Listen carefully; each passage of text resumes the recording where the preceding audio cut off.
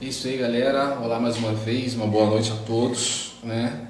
Nós somos aqui componentes do grupo do clube, né, Xadrez Acadêmico, e vamos falar um pouquinho da proposta, né, relacionada ao xadrez acadêmico, né? Não sei se todos aqui devem conhecer, já devem estar assistindo a série da Netflix, que é o Gambito da Rainha. E muitas pessoas ao assistir essa série, né, deu aquela nostalgia do xadrez, de pessoas que tiveram contato com o xadrez aí na infância, no ensino fundamental, no ensino médio, na adolescência. Então isso acabou instigando as pessoas a voltarem à prática do xadrez.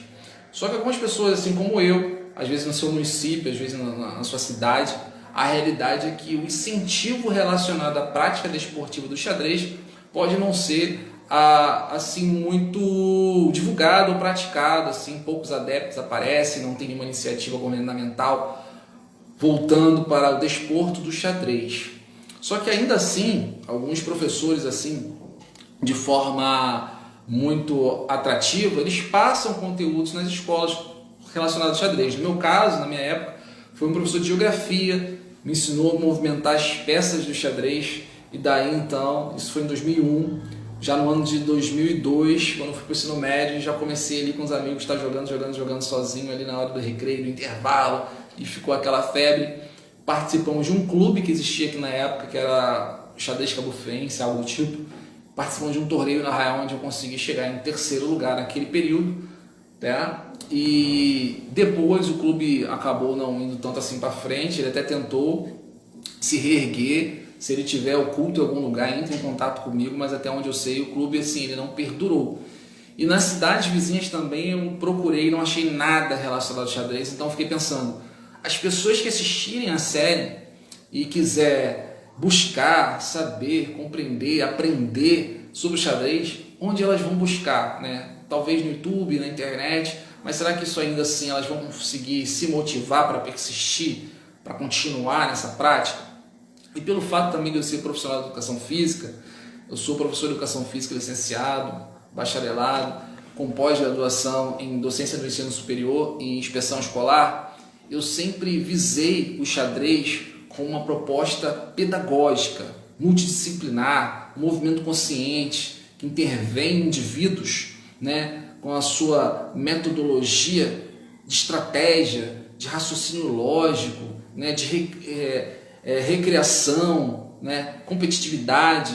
Isso tudo traz fatores significativos para a gente utilizar o xadrez como uma ferramenta educacional, né, uma ferramenta que nós podemos transmitir valores e incluir pessoas de diversas realidades, né, dentro da prática esportiva do xadrez. Em muitos lugares no mundo, o xadrez ele é uma disciplina curricular obrigatória, compreende? Porque as pessoas o conhecem como um potencializador dos processos cognitivos. Ele faz você raciocinar mais e melhor. Dependendo da forma ou da estratégia que você é estimulado, né, você raciocina muito rápido, né? Nós vemos aí várias categorias novas surgindo, né, de competição xadrez. Então, como ele é uma ferramenta que interage com esse universo de disciplinas que nós temos nas escolas, por que não incentivar as escolas a estarem trabalhando com o xadrez, né? Eu lembro que eu trabalhei em 2011 a 2013 num projeto chamado Mais Educação. Foi um projeto muito legal, muito interessante com o xadrez, né? Dei aulas de xadrez numa escola de periferia. E a gente vê a falta e a necessidade que tais ferramentas fazem, né, na transformação social. Porque eu vou além, às vezes a gente pensa tanto em transformação, né, e existem indivíduos que têm que ser realmente mais do que formados e transformados inúmeras vezes por causa do aspecto cultural que acaba cercando a realidade daquele aluno ali, compreende? E você falar de regra, disciplina, né, de cultura, arte relacionada ao xadrez, isso é muito atraente, atrativo, e com certeza você acaba contribuindo com valores ali que aquelas crianças ou adolescentes vão levar até a fase adulta. Sem contar os aspectos relacionados à saúde. Pelo fato de ele ser um potencializador dos processos cognitivos, ele acaba inibindo aquelas pessoas que têm uma questão de desenvolver, né, O mal de Alzheimer, por exemplo, às vezes tem um caso na família, né? Então a pessoa já fica ali preocupada, ali, tem aquela perda de memória recente, às vezes na sua idade de 30 anos, então a pessoa pode pensar, será que eu posso ter Alzheimer aos 60? Ih, meu avô teve Alzheimer. Então a pessoa entra na prática, inicia a prática do xadrez ali, como se fosse uma academia, para estar exercitando sempre a sua mente, e você vai ver que a positividade relacionada a essa prática vai ser muito grande, porque a mente abre, você fica ágil a pensar, você desvenda situações complexas de raciocínio lógico. Então a gente só tem a ganhar, né, com o divulgar do xadrez, o ensinar do xadrez, e essa é a nossa proposta, uma proposta psicopedagógica, né, uma proposta completamente educacional, além de recreativa e competitiva. Porque quando a gente trabalha o xadrez, por exemplo, na escola, estou falando assim, não só para o iniciante no começo, claro que é uma live mais voltada para o povo iniciante, para compreender a realidade, a natureza, a ciência do xadrez, mas muitas pessoas que já têm contato com a prática do xadrez, muitas pessoas que já ensinam o xadrez, elas podem passar a ver com esse aspecto. Porque às vezes a gente vê o xadrez com dois aspectos apenas, né? O competitivo e o recreativo. Quando a gente trabalha apenas o recreativo, né, a gente pode entender que qualquer pessoa pode fazer isso, até a pessoa que trabalha dama, por exemplo. Né? Tem casos que a pessoa tem monitores que pegam lá o xadrez e deixam as crianças brincar como se fosse dama, mas na verdade ali é um tabuleiro de xadrez. Isso se encaixaria em um aspecto recreativo. A pessoa está brincando ali com o xadrez, mas não está atentado tanto assim às regras, à ciência, à complexidade. Tem sim seu valor, mas é um aspecto bem específico, compreende? E na escola, como o nosso maior objetivo é a formação, a transformação do cidadão, como eu falei anteriormente, é interessante nós aproveitarmos os princípios técnicos e científicos do xadrez para alcançarmos tal objetivo, né? Que é a construção desse indivíduo em cidadão, pensador, senso crítico, etc. E aproveitando a ocasião para poder ajudá-lo a se desenvolver como pessoa. Às vezes ele precisa ali, né, esse é desenvolvimento humano, ele precisa de mais atenção, concentração, tem dificuldade em solucionar problemas, tem dificuldade em agir sob pressão, e o tempo relacionado ao xadrez ajuda nesse sentido. Às vezes aquela pessoa ali tem dificuldade com regras. Nós somos seres individuais, cada um age de forma diferente. Esses dias a minha irmã ela postou uma frase muito interessante. Se você não está preparado para explorar os pontos fortes de uma pessoa, vamos colocar aqui de um aluno, então não exponha seus pontos fracos. E às vezes a gente tende a querer que, vou colocar um caso aqui dos filhos, que os filhos sigam o mesmo ritmo um do outro ali, mas cada um tem seu tempo. Assim como cada peça ela tem a sua forma de se movimentar, entende? A sua forma de interagir com um todo que é o xadrez, nós podemos transportar isso, relacionar isso com a forma que a gente se comporta perante a sociedade. Olha só que interessante, olha só que legal. Então o xadrez ele é muito mais do que recreação e competição. Ele é uma ferramenta que pode ser utilizada para desenvolvimento humano, transformação do indivíduo cidadão. E por isso ele é uma proposta pedagógica muito eficiente, com um universo tremendo a se explorar. Compreende? Mas eu acho que eu já falei muito aqui relacionado a isso, eu não quero espantar o iniciante, é que eu me empolgo falar com o xadrez assim, com os professores que estão acompanhando, com os monitores, os instrutores, mas a gente tem que pensar naquela galera que viu a série, quer jogar xadrez porque a série é tremenda, o Gambito da Rainha, só que não sabe por onde começar, porque é de natureza complexa, né? Ele é fácil de aprender e difícil de se dominar. Então vamos falar um pouquinho de xadrez.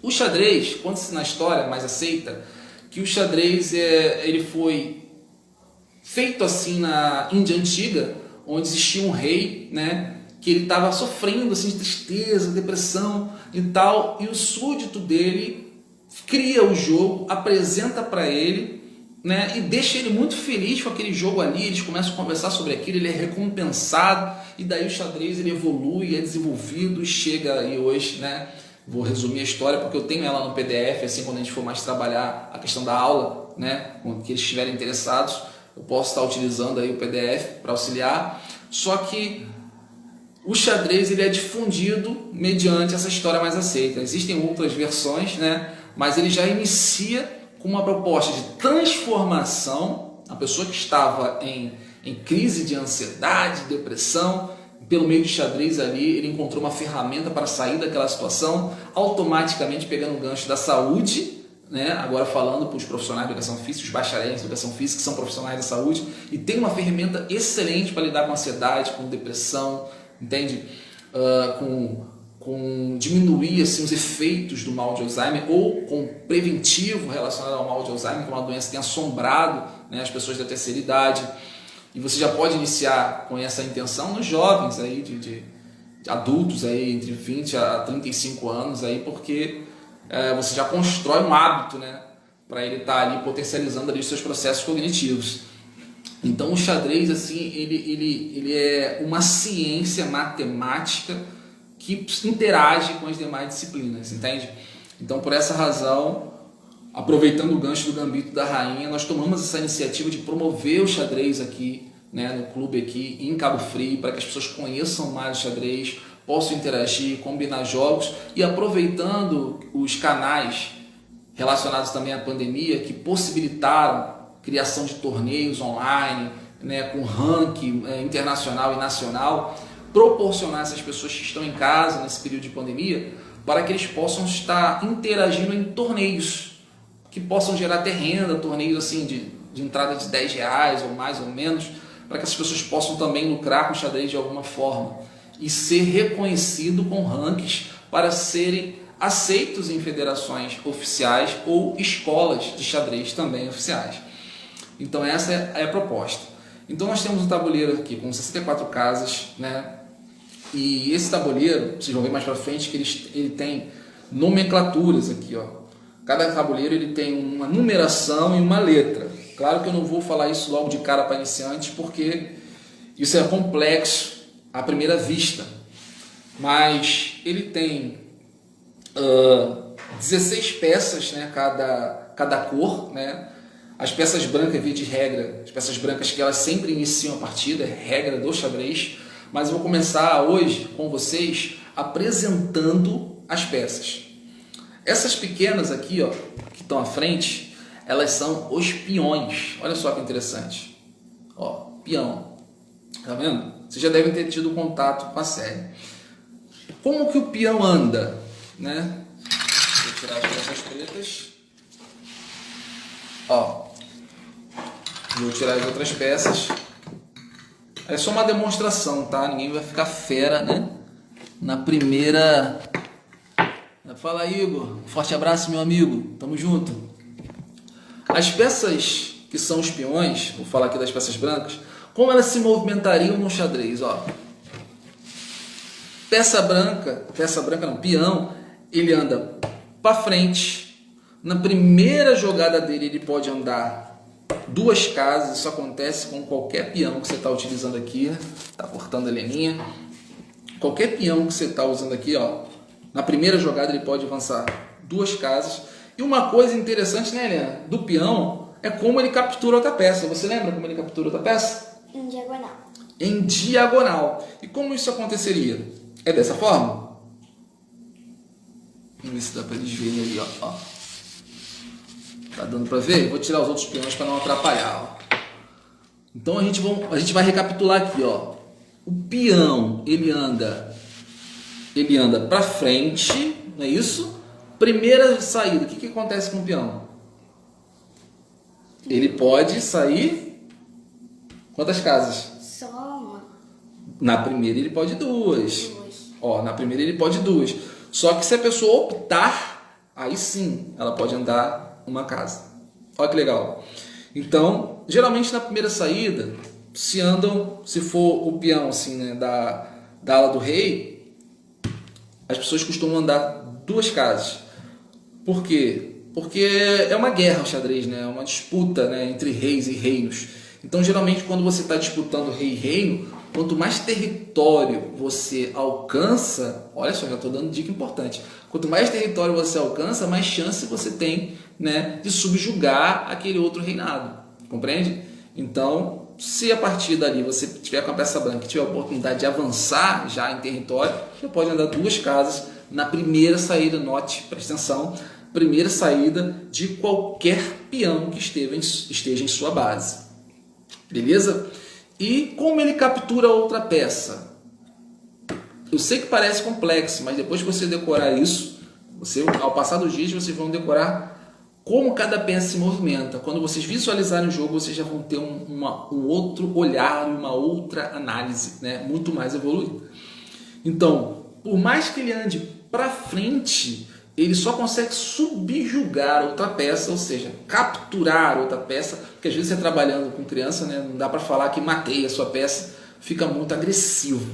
Então ele captura, né, melhor dizendo. Então, ao capturar a outra peça, ó, é diagonal, tá? Isso quer dizer o que, Márcio? Quer dizer que se tivesse um peão à frente dele, ele não poderia passar, não poderia capturar. E diferente da dama, que a dama eu acho que todo mundo praticamente sabe jogar, diferente da dama, eles não passam por cima, ó. Eles não passam. Eles trocam de lugar. Como se tivesse enfiado a espada, capturado, vai para o calabouço e ó, fica no lugar da outra peça. Então ele sai da fileira dele de origem, tá? Nós estamos falando do peão, você iniciante está entrando aí, depois você volta, assiste o vídeo, que você vai compreender. Ele simplesmente sai da fileira dele de origem, diagonalmente ele troca de lugar com a peça a qual ele captura. E ali, né, ele passa a ficar naquela fileira. Então pode ocorrer de você ter peões enfileirados, né, dependendo da troca que aconteça o jogo. Então você pode ter peão enfileirado e ele vai passar a outra fileira. E o objetivo desse peão é chegar ao reino, né, o reino rival. Só que no meio desse caminho, no meio dessa jornada, se tem uma peça importante que ele possa pegar, ou o fato de você pegar uma peça possa estar liberando uma margem de jogo significativa, você vai trocar de peça, vai pegar tal. E o peão, é importante falar, ele vale 1 ponto, tá? Vocês vão entender por que isso é importante quando você é iniciante. Mais para frente, essa questão de ponto é muito relativa. Se você assistiu outro vídeo ali relacionado ali à problemática que eu lancei hoje no grupo, você vai ver que depois que você chega a um certo nível de xadrez, essa questão de ponto é relativo, tá? A estratégia é muito mais importante, tá? No xadrez. Só que vale ressaltar aqui e lembrar que toda vez, para quem não viu ainda, mostrar, toda vez que o peão chega na base do oponente, ele consegue resgatar ou se transformar em uma peça que você possivelmente perdeu, tá? Ou dependendo da regra que você combine e tiver mais peças para substituir, ele pode se transformar em qualquer outra peça real, seja bispo, torre, cavalo ou até mesmo uma rainha. Olha que interessante isso no jogo. Márcio, está difícil, eu não estou conseguindo pegar. Gente, a gente vai falar isso inúmeras vezes aqui. Todas as dúvidas que você tiver relacionado à ciência do jogo, você pode fazer aí no público. Acredito que não só eu, mas muitas pessoas aqui vão gostar de estar sanando as dúvidas de vocês. Vocês podem mandar mensagem no privado que eu irei responder. E se possível, quem sabe nós podemos criar um grupo para tirar as dúvidas assim, de uma forma muito mais aproximada. Porque a ideia, né, hoje eu falei um pouquinho do peão. Estou esquecendo alguma coisa? Existe uma jogada que é passante de passagem do peão. Eu acredito que não convém ensinar ela agora. Eu acredito que convém ensinar mais para frente a respeito disso, porque é de uma natureza um pouco mais complexa e envolve uma análise crítica de um jogo um pouco maior. Mas a proposta do grupo é que o xadrez seja aprendido, tá? Existem algumas naturezas relacionadas a esse mecanismo de aprendizagem, né? Que existe a prática inconsciente do jogo, é quando você joga apenas por saber como a peça se movimenta, mas você não tem consciência ainda da ciência do jogo.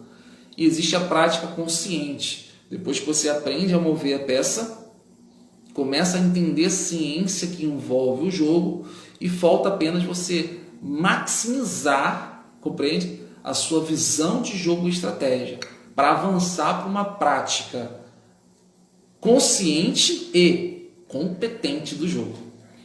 Vou encerrando por aqui. Hoje nós falamos do peão, né? No xadrez são 8 peões, né, que nós temos. E conforme o passar do tempo, para não encher vocês de tanta informação, nós vamos passando para outras peças. Vocês vão conhecendo cada uma delas, compreende? E daí nós vamos evoluindo ao passo que vocês vão aprendendo o xadrez. Qualquer dúvida, explane nos comentários, que todos vão ter o maior prazer em responder, inclusive eu. Né, Helena? Sim. A questão de montar o tabuleiro, eu vou começar a falar disso depois que a gente conhecer as peças. Tá ok? Um forte abraço, uma boa noite. Vamos interagir. Tamo junto, pessoal.